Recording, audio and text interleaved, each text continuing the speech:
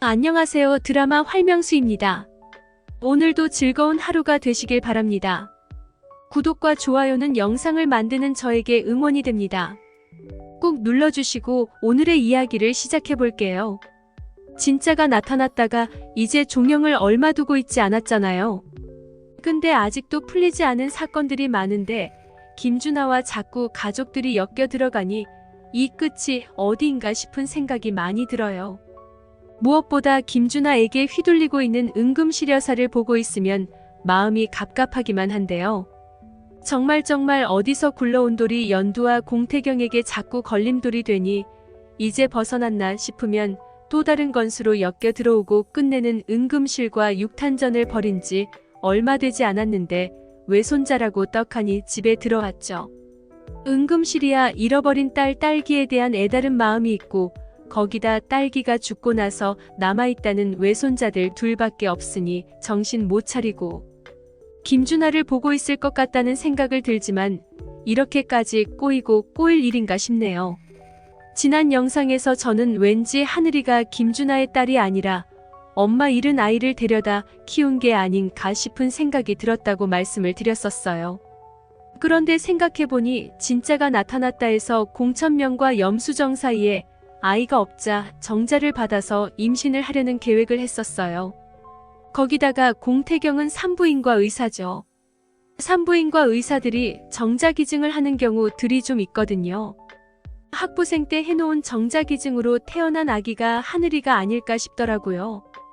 결국 어떻게 보면 연두는 김준하의 아이는 잃었지만 공태경의 진짜 아이는 키우게 된 거죠. 연두가 혹시나 데려온 아이라는 게 들킬까봐 끝까지 자신의 아이라고 우기고 있었던 건 어쩌면 연두의 착한 캐릭터상 있을 수 있는 일이라는 생각이 들더라고요. 하지만 상황이 이렇게까지 된다면 연두가 공태경에게 아이의 입양 사실을 밝히게 되고 혹시나 해본 유전자 검사에서 공태경이 친아빠로 밝혀질 것 같아요. 그리고 김준하는 은금실의 핏줄이 아니라는 사실 역시 밝혀지겠죠. 등장인물 소개의 은금실의 설명을 살펴보면 맹물에 빨간 물감 탄다고 피가 될 일이 없다고 믿는 순수 혈통주의자라고 첫 줄에 설명을 하고 있거든요. 이런 설명을 뒤집으면서 은금실이 핏줄이 아니라도 포용하는 사람으로 변해가는 모습을 드라마에서는 훈훈하게 그리고 싶을 텐데 지금 이 시점에 애매한 핏줄일지도 아닐지도 모르는 김준하가 나타나서 혼란을 야기하는 모습을 보이고 있잖아요. 은금실을 흔들어대는 김준하를 핏줄은 아니지만 진정한 가족인 태경이와 연두가 핏줄이 아닌 증거를 찾아오고 그 빈자리를 메꿔주며 따뜻하게 진행이 되는 게 이 드라마의 마지막 모습일 것 같아요. 이렇게 드라마가 전개가 된다면 그야말로 하늘이를 인질 삼아 연두까지 데려오려던 김준하의 계획이 닥쳤던 게 신세가 될 테죠. 자신의 것이 아님에도 욕심만 부리던 김준하는 벌 받아 마땅한 것 같아요.